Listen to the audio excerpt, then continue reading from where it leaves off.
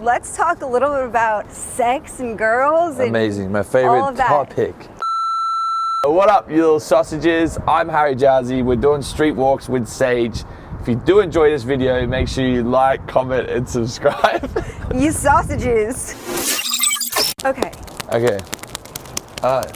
feel like that's a terrible invention, because what if they get shaken up in the truck on the way to the thing and then they're out of warmth? I actually do wonder that, and I also wonder what you asked before about, like, could these ever cause a fire or something? Because like, surely it's like just a chemical reaction. Like, surely maybe they might accidentally put a little bit too much and then bang, your house is on fire. You can sue them for $1 billion. Yeah. You know? I don't know. I'm sure there's not many lawsuits against these because people use them all the time. Right. But this is your first time using them? This is my first time using them. I'm taking your hand warmer virginity. I like that. So yeah. Okay, so Harry, let me just give you a little background. Like, I think I said I was going to say like 5 times already. But this is my YouTube show, Street Walks with Saige. I'm Saige. I'm Harry. Nice to meet you. Nice to meet you. And this is basically me starting the show. Oh, watch out, those people. Is basically me betting on myself. Betting on yourself? Yeah. What, you're a degenerate gambler? Is that what's going on? No, but it's me working on, it's me working on something on my own without a platform backing me. Right. And basically just saying, like, I'm taking a risk and taking a leap and doing this on my own. Right. Nice. And so it's the best way to do things. Yeah, but it's also really scary. So with that said, I appreciate you being here, because you being here helps me make my goals into reality. Nice, there you go. So thank you. Thank you for having me, I appreciate it. Yeah, of course. Okay, so, and do you remember my name? Yes. What is it? Sabrina, no. Do you remember it? What is you it? It already? It's not an S. No. Yeah. Yes. It rhymes with Paige. Saige. Yeah. Oh, easy. And I spell it S-A-I-G-E.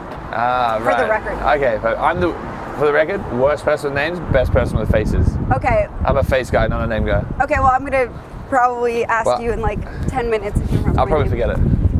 I'm the worst when it comes to one-night stands as well. Like, oh, that I'll just, like, I would not like that. Yeah, it's terrible, I know. So you might see a girl like 2 weeks later and be like, hey, you. Literally, like, oh, how you been, little possum? Like that's about it. Yeah, what's the deal with the, like, would you say little possum? Yes, yeah, naughty little possum, that's a big one. That's just like for your branding, right? To kind of do something like when you were on the show. Yeah, you had to stand out. Like, you're going up against like a bunch of other sexy people that are like big personalities and are there to, you know, go crazy. And, you know, I'm not the best looking dude on that show, so I was like, I gotta be the funniest. And then I guess it worked out for me. Yeah, that's smart. But were you doing that beforehand in your life? Like calling people little cupcakes and shit? No, like a little bit. Like with girls, like me and my best friend will call them like little national treasures, or you know, like a little treasure. And that's kind of how it started. And then on the show is when I kind of just really like leaned into it a lot. And kind of made it my own thing. Okay, that's cool. Yeah, it was kind of fun. Because, I mean, what I think is interesting about you doing the reality TV thing is a lot of people don't want to be a reality TV star. A lot of people don't want to have that sort of title. Yeah. But you want that. Like, you want to be in that, right? Yeah, it is a bit of a... But not just that. No. Well, it is a good, like... Something in there? They're just checking to see if it was you. It is a good like step ladder on the way up. You know, like a lot of these reality shows can put you in an amazing position and give you amazing opportunity if you like let it. Like you did. Yeah, but I feel like a lot of people just like. Watch out, Mike. Feel like they've been. I don't know. They feel like they're like superstars right away, but yeah, I think being a reality star on Netflix is kind of a little bit different. It's kind of like the golden goose, like getting that is like life-changing, because a lot of the other shows maybe you don't get as much exposure or get to where you want to be or whatnot, but yeah. And Netflix is also like I just feel like any of their original shows, which I don't know if they would call it an original. Yeah. Do they? It's original. Yeah. Okay. I feel like those are always successful and people always the best. Yeah, I think Netflix has got such a high standard for shows and quality and chaos. Like anything that they put out, you know it's going to be good. Yeah. So it's such a blessing to be on original. Yeah. So what were you doing before you got that position? Before that I just jumped from my first reality show called Heartbreak Island, where I won that and used the money to start a sunglass brand with my best friend that I met on the show. Okay. And then me and him were just trying to figure out the e-commerce game. We were living in Auckland. We were trying to figure out how to start businesses, make the most out of online money, and move from there. Because he's like a super smart guy, super charismatic, super switched on. Is this like Christian? Yeah. Okay. Yeah. So we that's how we kind of started. And then I was just really bored. I was like, I really love entertaining, and like that's why I feel like, you know, you speak about your purpose is like this stuff. That's where I felt like my purpose come in. I felt myself like being, I don't know, like fulfilling my dreams and like going forth. So I was just like, I need to do more. Like I need to do something else. And then I just didn't stop for like 4 months, like applying for shows and like doing crazy shit, like even under different names, different photos, like naked photos in my dishes, like photos in my undies. Like I didn't care. I was like doing as much as I could to be seen. So you have zero issue with, watch out, Mike, with nudes and sending them in for shows? Yeah, it's like, I think people get so scared about reality shows or like, oh, just putting themselves on the line. Like people are too afraid to go and do their own shit or just be vulnerable. And I'm like, I just have this mentality, just like, like one day we're not gonna wake up, like we're not gonna be here. Yeah. And like everyone is on the same journey, like everyone's on the same path. Like who cares what other people think? Like everyone's gonna judge you no matter what. So you may as well just go and do shit, figure out if you like it or not. If you don't like it, then whatever. At least you build up the confidence to figure out the next thing, you know? Yeah, absolutely. And before the first reality show, were you just like a regular person with a job? I was at university. I was working 3 jobs, doing a double degree at university, and realized that I absolutely hated it, and that I don't like people telling me how to think. And then it kind of just, ever since then, I had the reason why I went on a reality show is my brother's best friend, Hamish, committed suicide, and it was a pivotal point in my journey because I was sitting at university. I was like, damn, like I really want to make my friends laugh, and I haven't done anything to make them laugh and like other people, and I just felt like this sadness because New Zealand has the highest male suicide rate in the world, and Australia is nuts as well. Like the rate's just crazy.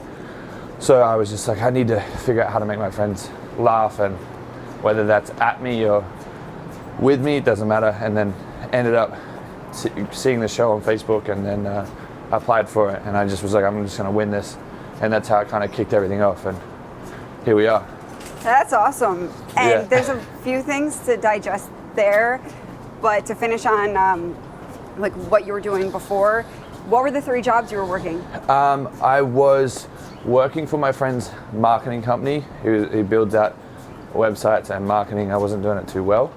I was working at I think it was 4 jobs. I was working at my university bar. I was also working at a bottle store, and I was also, I guess I was trying to be an influencer. I had like 10,000 followers, so I was trying to make like $50 here and there.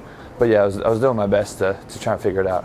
And how did you gain the 10,000 followers at the time that you did have?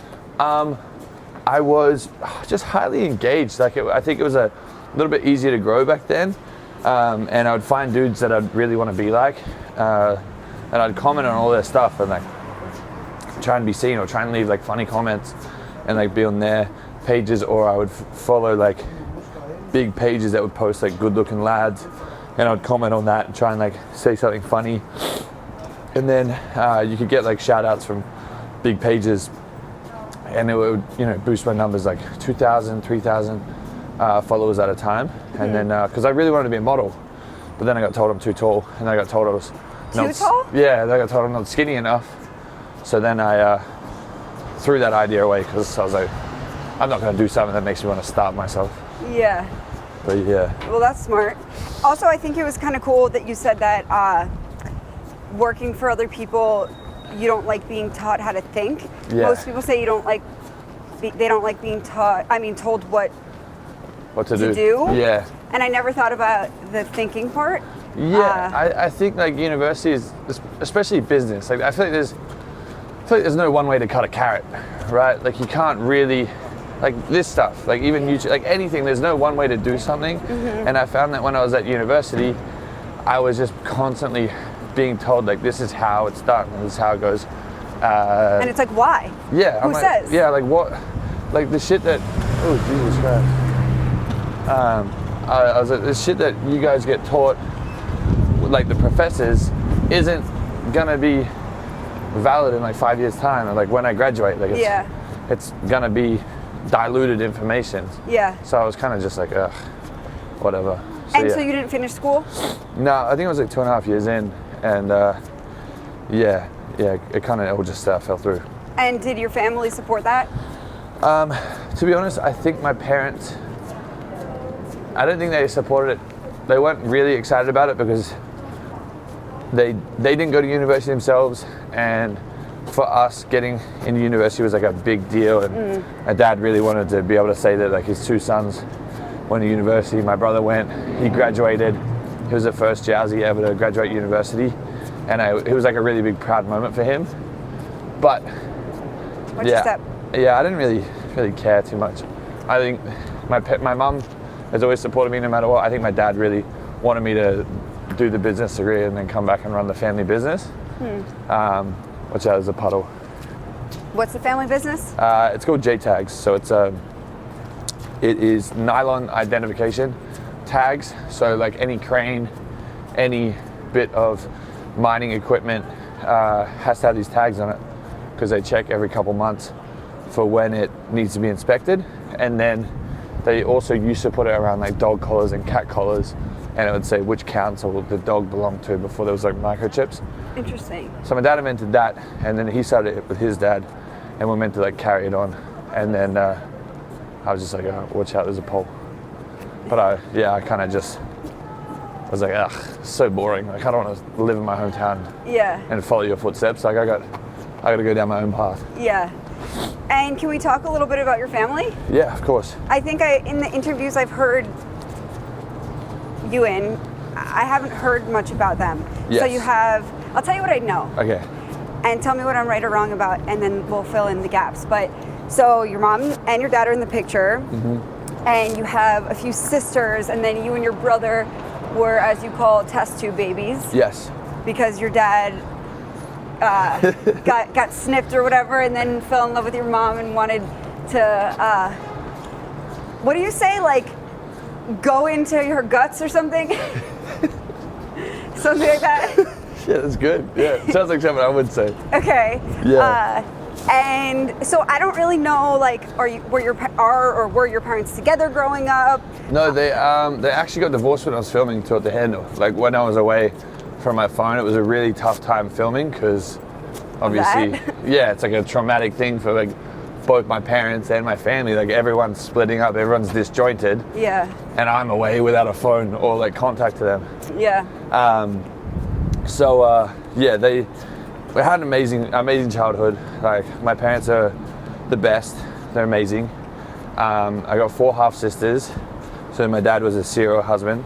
He decided to get married at a young age with the lady in New Zealand, squirt out some kids with her, and then their situation fell through. And then I met my mum, and then had me and my brother, both test tube babies, and then but my family is super disjointed. I only recently reconnected with one of my sisters, and then my other sister Rosie is like my angel, like she's the best.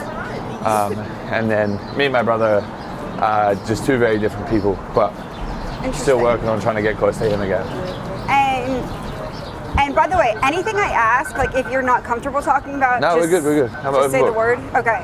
So I'd love to know, as far as your brother and you being very different people, like, what do you butt heads about? What makes you say that? I think we were super close when we were kids. Like, that was my best friend. Yeah. And I don't know, we grew up in different directions. Like, he wanted to he was like studying to be an engineer. Like he's really switched on. He's really smart. And I was like the little shit. Like I was the worst kid at school. Like I was running around just being an idiot. But yeah, we just don't see eye to eye on a lot of things. I think you know, we're just two very different people. Like you're not meant to get along with everyone. Yeah. And you know, sometimes these situations happen with family. Maybe there's jealousy, maybe there's resentment, maybe, you know, I took mum's side or I took dad's side in a certain fight, and it's just caused like a big ripple effect. So yeah, it's just, I think there's a lot of components, but I did a really big spiritual journey at the start of the year where it made me really want to reconnect with both my dad and my brother. So I've been actively trying, but it's a little bit difficult when like you're the only one that like realized tries. Yeah, you're the only one that's like realized that like, oh, things could be so much easier, and then the other person's like still angry. Yeah. So it's a bit of a silly situation. Well, that's also like being humans, and especially being family, is hard. Like you had this growth with this spiritual journey, and maybe he hasn't had that yet. Maybe he'll have an epiphany at some point, and then it'll be easier on both fronts. You know, you never know. Never know. I think it's going to take some time, but yeah. And then, what about your sister? You said that the sister that you just reconnected with? Yeah, so I have 4 sisters, and I've always been close, like really close to one of them, called Rosie. And then the one that I recently reconnected with, her name is Sarah. She's an angel. There was no real reason that like our families have been disjointed. I think it's just like, you know, it's a little bit difficult. Like we got different mums, and like maybe they're upset about something that dad did or whatnot, but just everyone just goes in their own direction. So I've been like actively like trying to make things right with everyone, because again, like just that mentality is like, who cares? Yeah. Like life's too short. Yeah, we're gonna be in a hole one day, so let's just figure it out. And if we try and we still don't like each other, then whatever. Yeah. It's not meant to be. And your sister, who's an angel. Yes. Oh, well, I think you just described both of them as kind of as angels. Yeah, right? they're beautiful. Yeah. But the one that you're like close with, or originally said was like an angel. What do you love so much about her?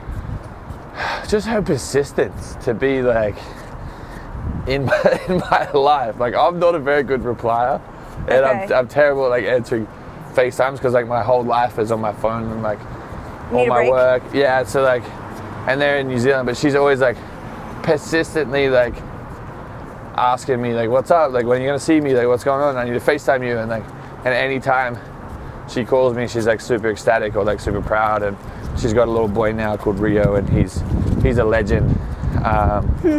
And yeah, she's just always just full of love. That's cool. Yeah. And the other 2 sisters are you talk to? Not as much as I would like to, but yeah, everyone's just on their own journeys. Okay. And I'm sure once I get back to New Zealand and Australia, I'll be able to spend some time with them. Yeah, cool. And so were both of your parents alcoholics? Have I heard you say that? Yeah.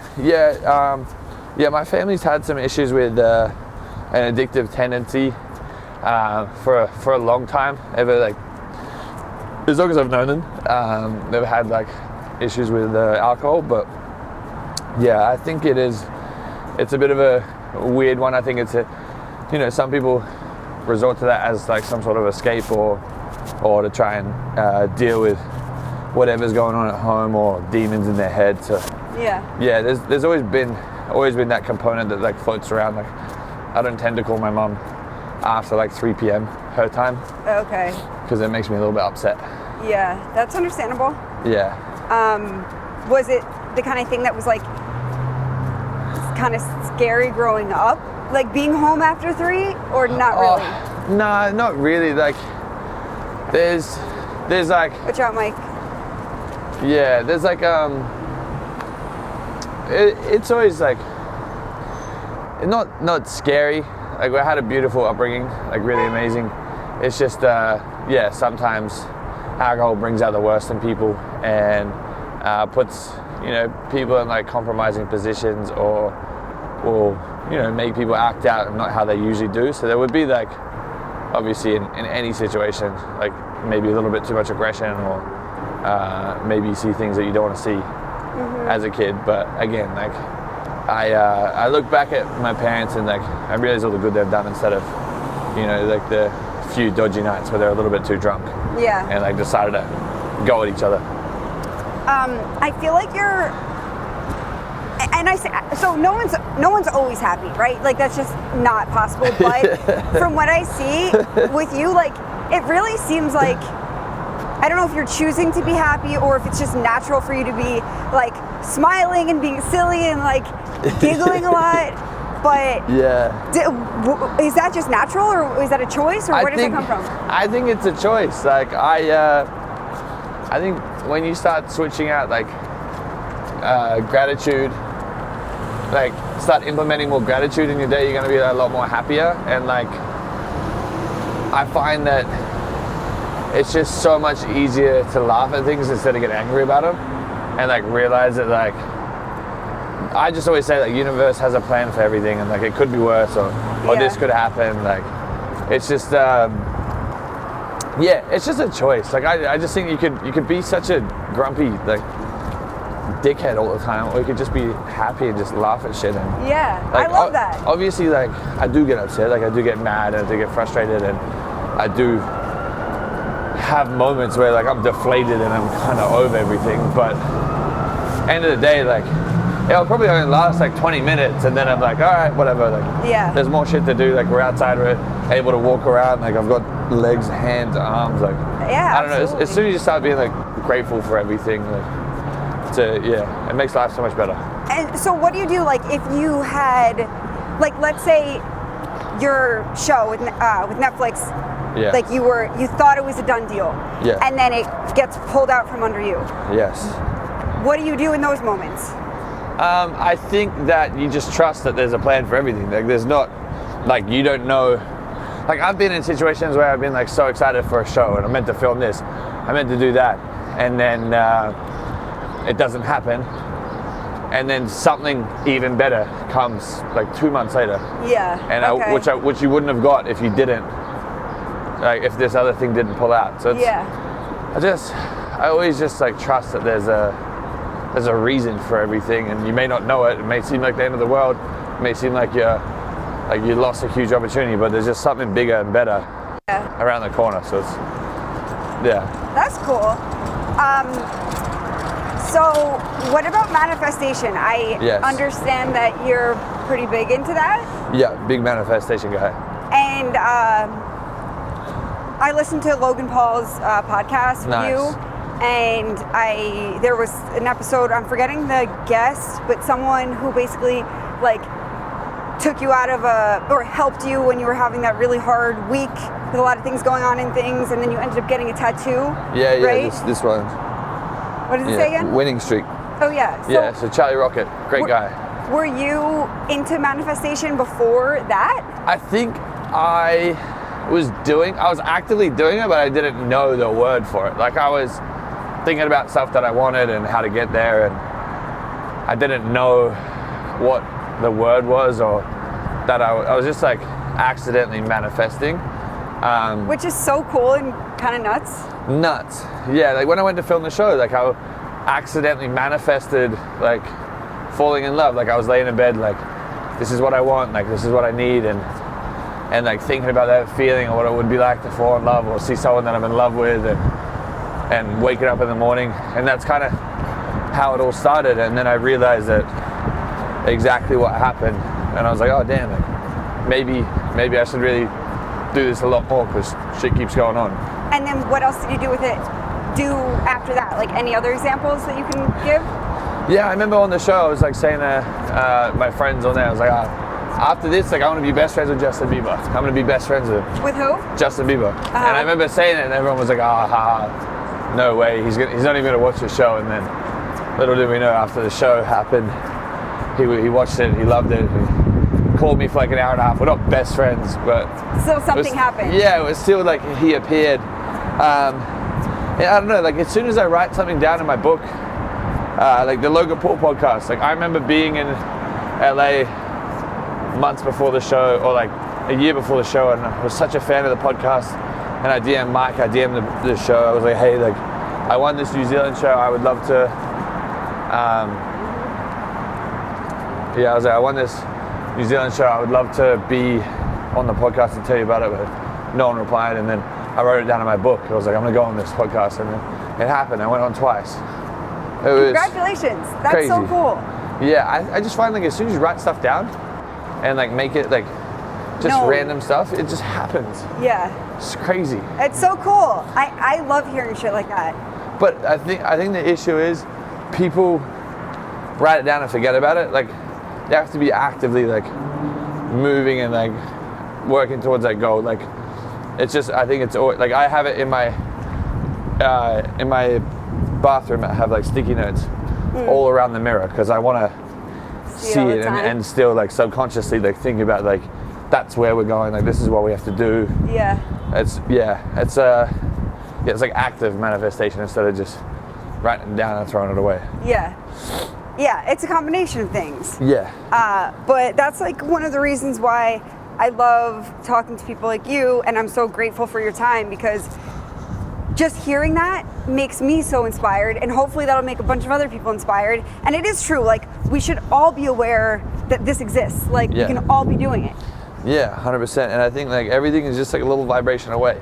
Yeah. You know, and you're already connected. Like you have memories, like you're already connected to your past version, so you may as well tap into your future version and like think about the person that you want to be and where you want to go and who you want to become. And before you know it, the future's here, and then you're doing this stuff. You know? And I know you've also talked a little bit about how there's enough success or enough whatever it is for all of us. Yeah. Right? Like it doesn't have to be like, oh, you get this and I shouldn't get this, and right? So where does that come from for you? Because that's a hard mentality to have sometimes when you're in a competitive field and want to make certain things happen. Yeah. This is an awesome view, by the way. This is crazy, yeah. I think it's just that abundance mentality, like not being like, there's people with like billions and billions of dollars, like they don't have a scarcity mindset. Like they don't care. They know that like more is coming, and the more they give, the more they'll probably receive. Exactly. Like I think I changed my mentality to be like, I try and tap into someone who's already successful, someone that's in the position that I want to be in, and I try and tap into that mentality. Like my background, I have 300 million on the screen because it was a number that like, oh Jesus, it was a number that it's in there behind the notifications. I believe you. A number that like kept coming to me on my spiritual journey, and whenever I think about that number, I just like tap into like the mentality of someone that's worth like 300 million. Like, are they going to worry about this? Are they going to care? No, they know that like more is coming.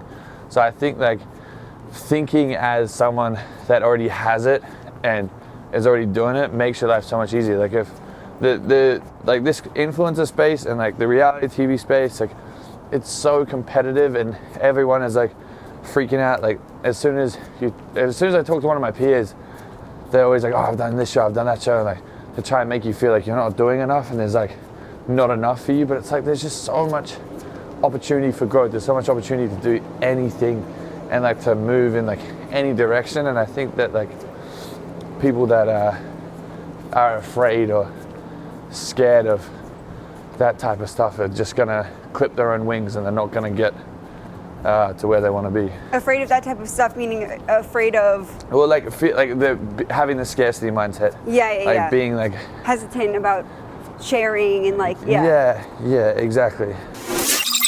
Hey, what up? I'm literally listening. Oh, you are? Oh, that's so funny. Oh, no way. No way. What episode are you on? The Khloe Kardashian. Oh, one, yes. It's nuts. Yeah. I got so much hate for saying that. Really? Yeah, heaps of people were telling me that I should get a D-sex, and I was like, I didn't know anything about dogs. Yeah, So- I don't know. I've only had Apparently they can get UTIs. Yeah, I'm never getting a female dog. Yeah, that's but she was bleeding everywhere. It was fucking chaos there. So I'm glad I'm here. You know, not dealing with a bloody puss. Somehow, Yeah, I actually can't believe you're listening. Oh, look at this little sausage. Yes. Wow, what an angel. Yes, teaching me about everything I need to know about the female dog. Yeah. Actually, my educational Oh, really? podcast. Yeah, there's so much in there, huh? Yeah. Yeah, I'm definitely where you should get your education from. Educational part is fine. So why do you like Harry? Why do you listen to him? Oh shit. Yeah, this is good. Yeah. Why do you like me? Tell me. Okay, well, I've always loved reality TV. Ah. So I watched Too Hot to Handle, and then I started listening to podcasts, and I listened to Call Her Daddy. I knew on Call Her Daddy. Yeah. And then I started listening once you had a podcast. Nice. That's Yeah. awesome. I appreciate And it. I just like your point of view. Oh, and stuff. yeah. It's a bit aggressive, huh? Yeah. Do you like him as a host? Yes. She's not gonna say anything bad. I'm right here. No, she might.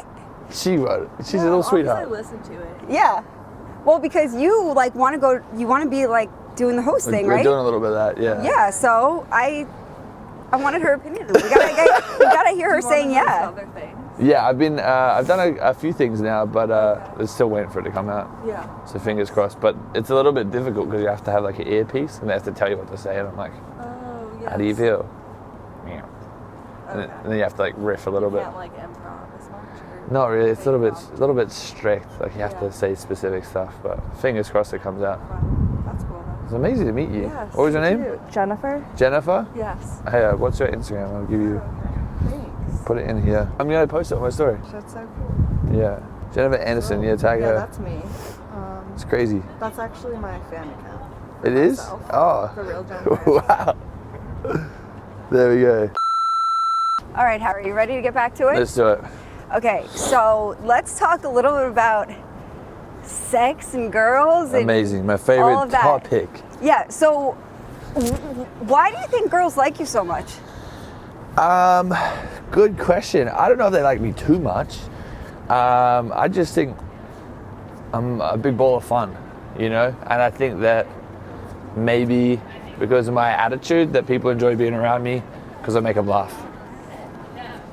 You know? But does that, like, I mean, those are great qualities, but a lot of people make people laugh, and girls don't necessarily, the end result doesn't necessarily lead to sexual intercourse and such, but for you it does. So, like, what makes you different than the other funny guy who doesn't get that result? I don't know, maybe I have a better game. I don't know. I think it's an abundance mentality. Again, like, this is gonna sound a bit stupid, but I think when Nothing stupid. Well, I think when guys are like, I've met so many dudes that are like so focused on sex and like going out and like trying to meet girls and like hook up and like whatnot. But like, if you just have that mentality of just like, whatever, like sex will happen, like it's not a big deal, like it just, and like you don't care about if it happens or not. Then you get it. I feel like it happens more frequently. Yeah. Like I think that people start freaking out about if, you know, like I've got friends that their only purpose when they go to a club is to like sleep with someone, which for me is like the wrong way to go about it, because you're gonna come home empty-handed like 9 times out of 10. Yeah. But I feel like if you go there and you have a great time, like people are more attracted to people that are happy and having a better time and like excited about just being out and about. Agreed. If you're attracted to someone and you just meet her, Yeah.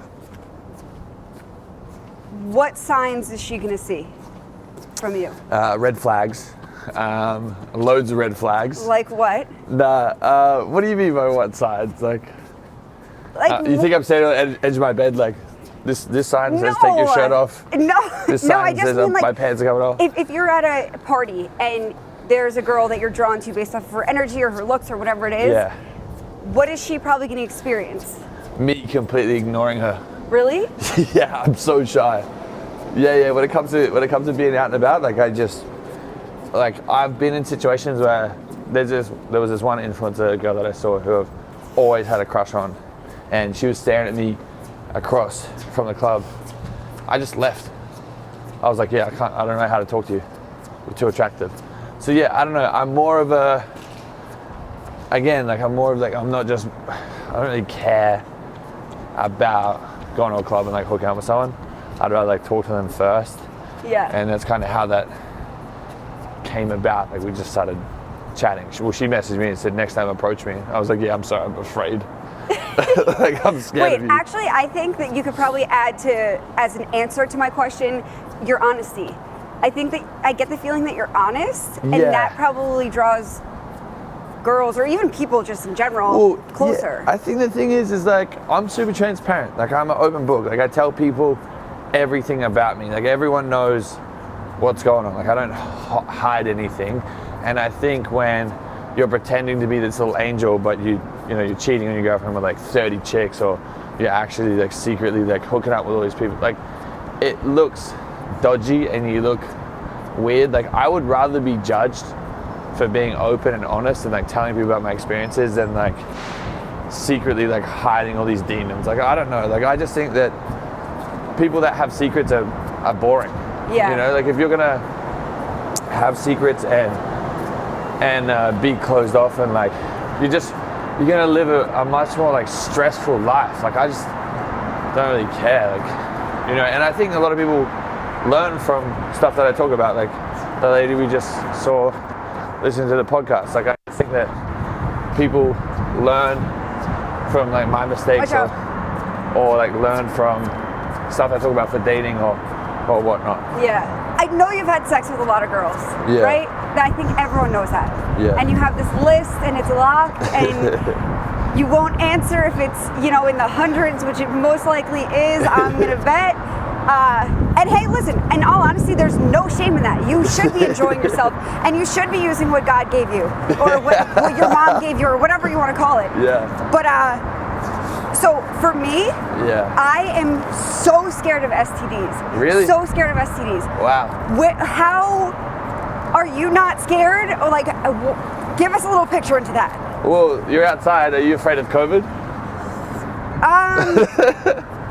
No. Like, what's the point of living in fear? Like, I think that you genuinely know if someone has something or not. Like, you can. I've been in situations where I'd be like, I know that something just like my gut is off. Like something doesn't feel right about this situation. So I've been like, all right, I'm good. I'm gonna stay away. Plus, I'm pretty sure it's illegal if someone has something and doesn't tell you. Really? Yeah, if you have AIDS, you know, tell someone you have AIDS and they sleep with you and they get AIDS, and pretty sure you can fucking sue them for whatever. But I think that if you're afraid of STDs, then wear a condom. If you're afraid of getting pregnant, then wear a condom. Like, I don't know. Like, I don't know what to tell you. I just think that if you live in fear, you're gonna be afraid forever, and then you're gonna be 80 with a hangy puss and like annoyed that you didn't sleep with the guy that you're in love with. Yeah. Yeah. Annoyed that you didn't have more orgasms. Exactly. Like, I don't know. Each day goes by is one day that we don't get again. So like, why would you worry about something that may or may not happen, but you can prevent it by just putting on a condom? Are you my therapist today, or? I could be. I'm the people's therapist. So you just like you go with your gut, and you just are you're not scared. So you just kind of do it, and like if you were to get an STD, it is what it is, and you're gonna figure it out. Basically, if you were to have a child, it is what it is. You're gonna figure it out. Exactly. Like if I get someone pregnant, then it's my time to have a kid. Like it's my time to figure it out. But yeah, I just wear a condom. Like, it's that easy.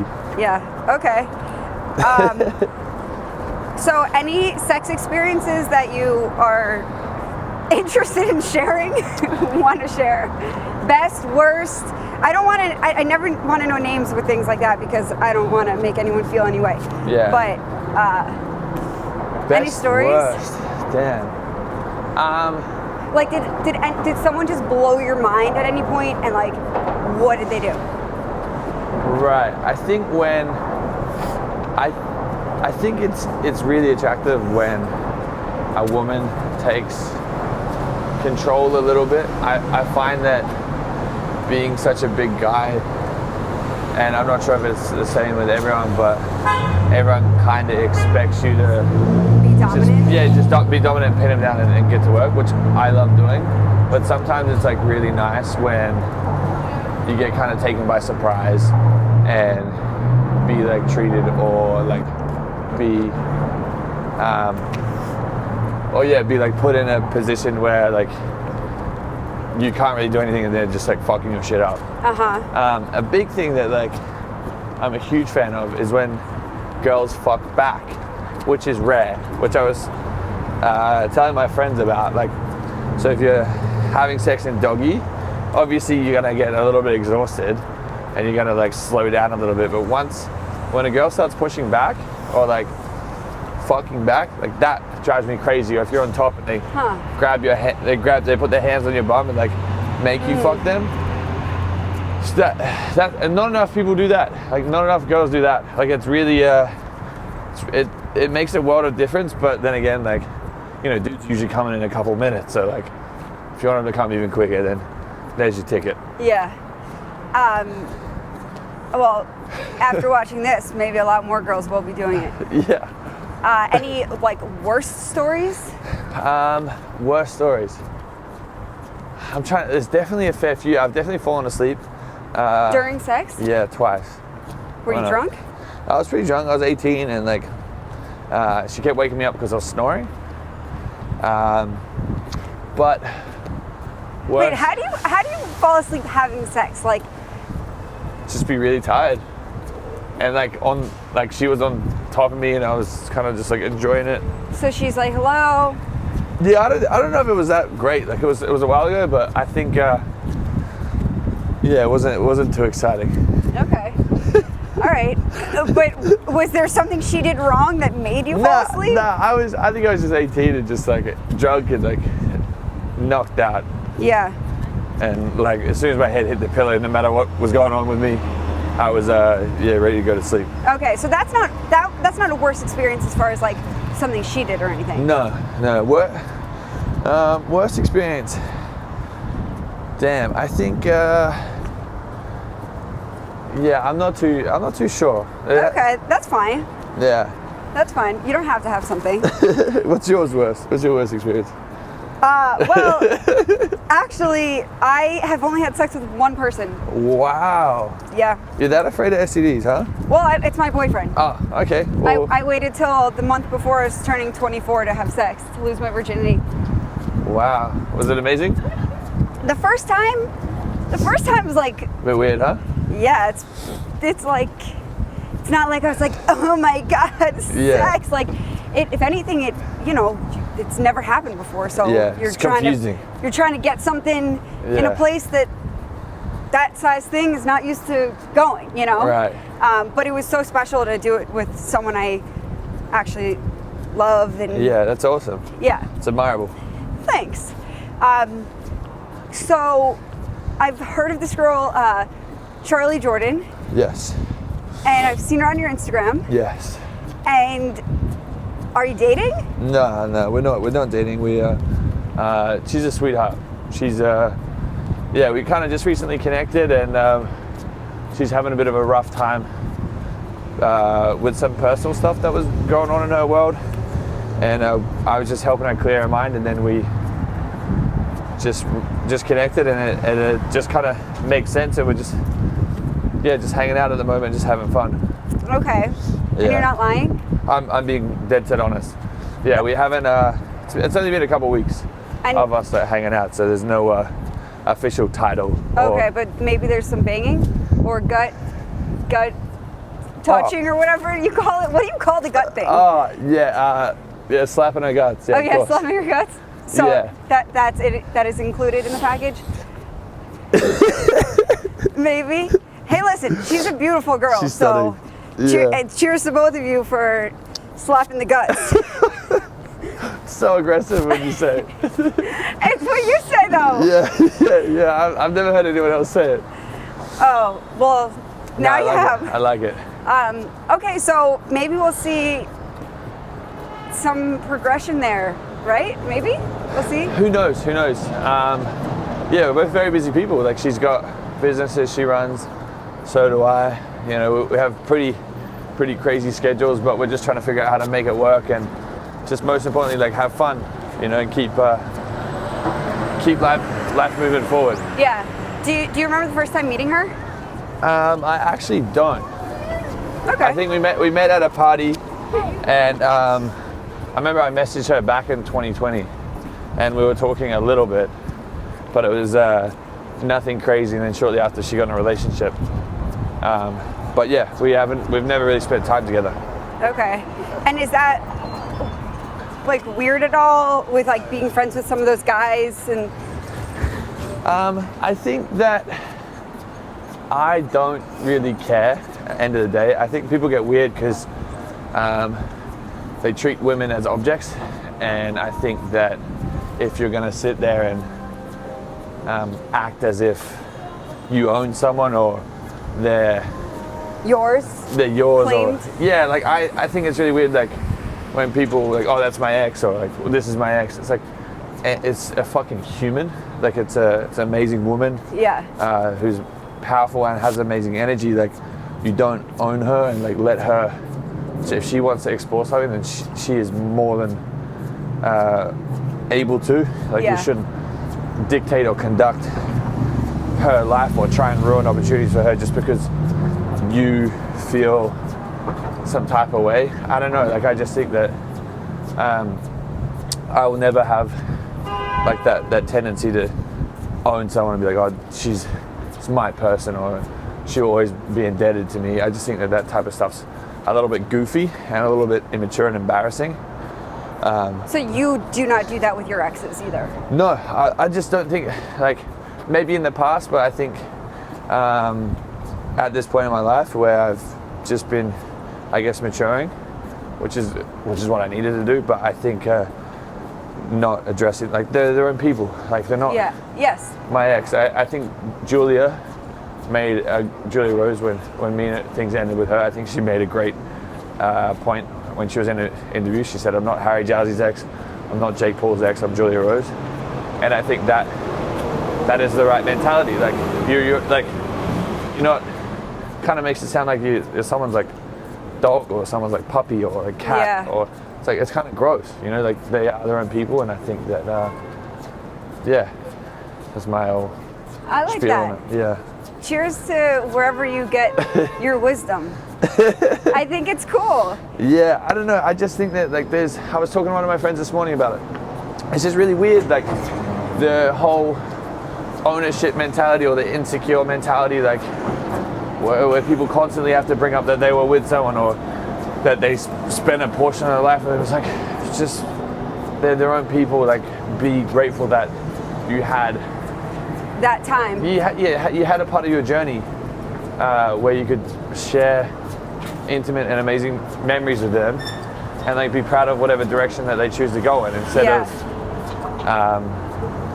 of you know, holding on to that and trying to jeopardize any of their opportunities. Or I like that. Yeah. I heard Chelsea Handler on, I forget what show it is, but her say something, and I'm not quoting it specific, like directly, but something along the lines of, if she could tell her younger self anything, it would be to look at relationships, each one as an opportunity to grow, rather than anything else.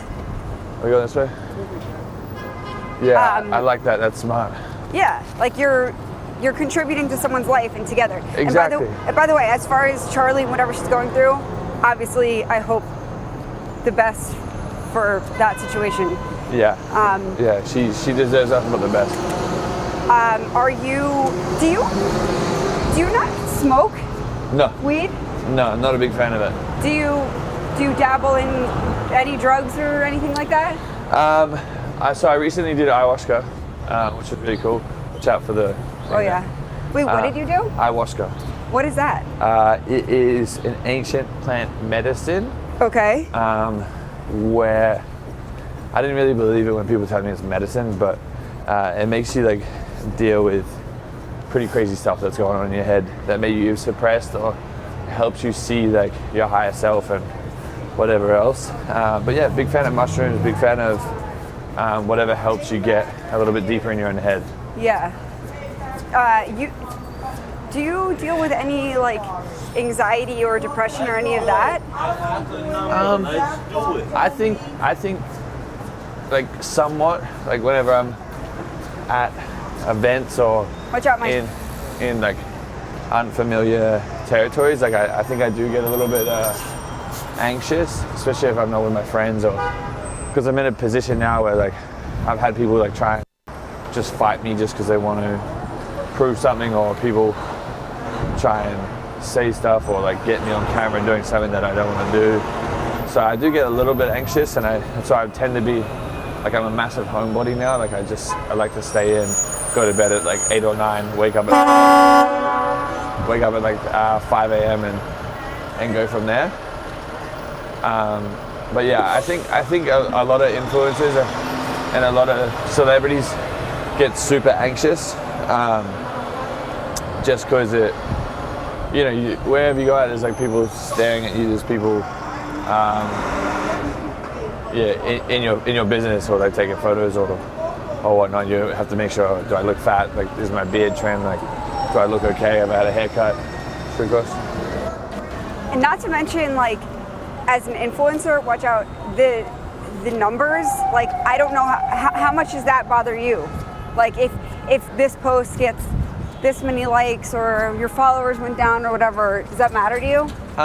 Yeah, to be honest, the past couple of years I have had the mentality of, I need to be at this point to prove something. I need to be at this point because it shows that I'm growing and that I'm successful and whatnot. But this year I changed my mentality to think bigger than Instagram and to think bigger than TikTok, and because it is kind of like limiting. I was looking at like Pete Davidson, doesn't even have Instagram, and he's on top of the world. Like, yeah, he's killing it. He's killing it. His stand-up's doing amazing. His Saturday Night Live, whatever, and all the other stuff that he's doing. Like, he did a Calvin Klein shoot. Like, it's incredible. And he doesn't even need the Instagram, so it made me like rewire my brain to actually not really care. Like, there's people with less followers doing more on the outside, and I realized that it's all like the social media stuff's just a facade. Like, it's pretty easy for someone to buy followers or to put on an amazing lifestyle just to show people how important they are, but it takes like real talent and like hard work to go and be able to do courageous stuff, like go on stage and like speak and make people laugh and like entertain, and to learn more skills and aspects about your life. Yeah. So what are your goals, like, for the next year, 5 years, or whatever you have in your head?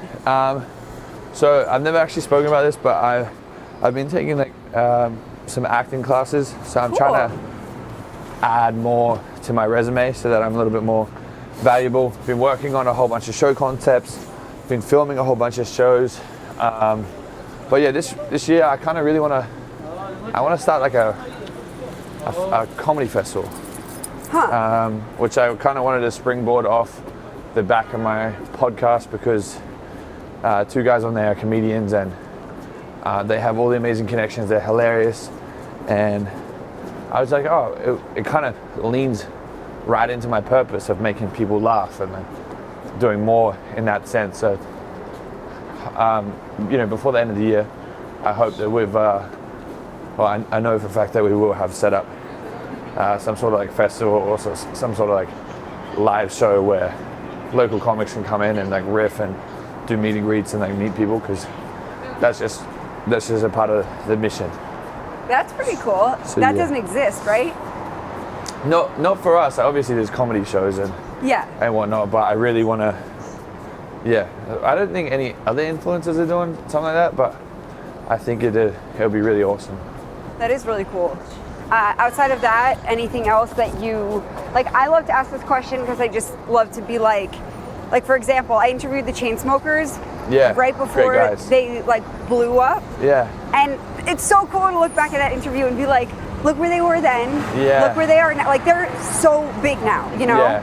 Well, I think so on the business side of things, I have a goal to invest $10 million into startups. Cool. Like, I think we're a couple 100,000 in at the moment. I'm not too sure on that number, but me and my team, we actively are investing in like startups and like businesses, because the entrepreneurship and meeting people that are passionate about what they do is super exciting to me. Mm-hmm. So that's a big one. That's really cool. I want to be, I want to do a Calvin Klein shoot. Like, one day, like, it's always been a goal is to shoot in Calvin Klein undies. Nice. You'll make it happen. And another random one is I want to be on cover of Time. I don't know how. I don't know what I'll do to be credible enough to be on there, but it's on my little thing. That's cool. And I want to be in the Dune movie series. Okay. Have you seen that movie, Dune? I started it at a time when I was falling asleep, and I didn't go back to it. It is nuts. It reminded me like so much of that feeling of watching Star Wars for the first time. Yeah. And I was like, if I could just be like an extra in the back, just to have the name on the credits, I think that would be crazy. And a Marvel movie, I want to be at some point in one of those. Well, you speak about all of this, and like coupled with the, talking about manifestation and stuff, but you speak about all of this with conviction, and like I'm listening to this and I'm like, can't wait to interview you in 5 years when, X number of those things have already happened, Yeah. So. Well, it's inevitable. I just think that like, I get really weird about speaking about too much because I don't want people to like put their energy into it, but I just know it's inevitable, and there's like the path that we're on and the stuff that we are working on behind the scenes, like it's already happened. Time just has to catch up. Yeah. So that's the thing. That's the big thing. So yeah. That's awesome. And do you own a home yet? I don't. I was looking at investing back in Australia and like getting something nice back there. I was also looking at LA, but the market's pretty crazy. It's nuts, right? Yeah. So then we've been playing around with the idea of getting like a storage facility. So yeah, just trying to figure out what makes the most financial sense. A storage facility. Like as a business. Oh, okay. So like obviously there's crazy money in that type of stuff, especially if you manage it right. And one of my business partners, his dad's biggest come up was on buying and flipping storage facilities. Huh. So we've just started like looking at stuff like that to just keep the wheels moving, because there's just so many ways to make money. There's so many ways to do cool stuff. So yeah. And it's always like the random things, like what you just said, the buying and flipping storage facilities, like those things. I feel like the very niche random things tend to be super successful. It's obviously crazy. Like I got friends that have this freaked out about every opportunity, but I'm like, I tell everyone there's a million ways to make $1 million. Like it's so crazy how like once you just like put your whole entire like time and energy and heart to like figuring shit out, it will happen. Like there's this one guy on TikTok that he's like showing everyone his journey from like broke to a millionaire, and like what he's invested in, like, and like I think in a month he made like 200 or 300K from like NFTs and like cryptos, and it's kind of crazy like how quick you can come up. And I don't know, I've got friends that he was showing me how he flipped his life around in 8 months, where he was in this shitty little apartment and he wasn't making any money, and he wasn't passionate about what he did. And then within 8 months, he turned it into like multiple millions of dollars every single month. And it made me like realize that like there is really no like time limit on things. Like it could just happen overnight, or it could take a year. Like it's kind of crazy. I just try and condense my 3-year goals into 1 year, because I feel like it's so easy to happen. Yeah, that's cool. Yeah. I love all these things that you're talking about. Yeah, it's good fun. Is there anything that you're going through or working on for yourself right now that you can speak on? I think, to be honest, my health. Like I started tracking like what I eat more, and my sleep. Oh wow.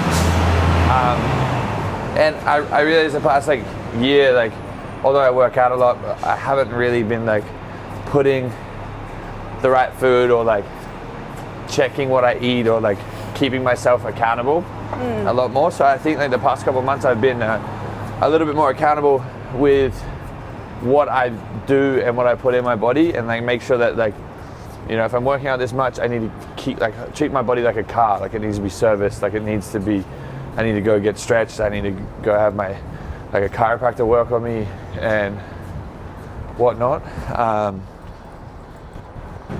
So yeah, I been doing my best to like keep myself accountable and keep myself on top of things. Okay, very last question. Yeah. Is there anything like a quote or something that you live by or you're striving to live by? A quote that I live by. Oh, what up? How you doing? Good to see you again. A quote that I live by. Watch out. I just think that, just life is just way too short to give a fuck about what anyone thinks. I think that's the biggest thing, is just not caring what anyone else thinks, and just waking up every day with gratitude and just being happy. Cheers to that. Cheers to that. Thanks for doing this, Harry. Oh, thank you. Harry Jowsey, Street Walks With Saige. Thanks for doing this. I really appreciate it. I appreciate it. Any feedback just for me? Like, no, it was really good. It was awesome. Okay. You did amazing. Yeah. Oh, It was great. thank you. All right, come closer. Okay. All right, what up, you little strawberries? If you did enjoy this video, please drop a comment of your favorite part down below. We will be reading the comments. She's gonna reply. And if you do enjoy her reply, make sure you subscribe.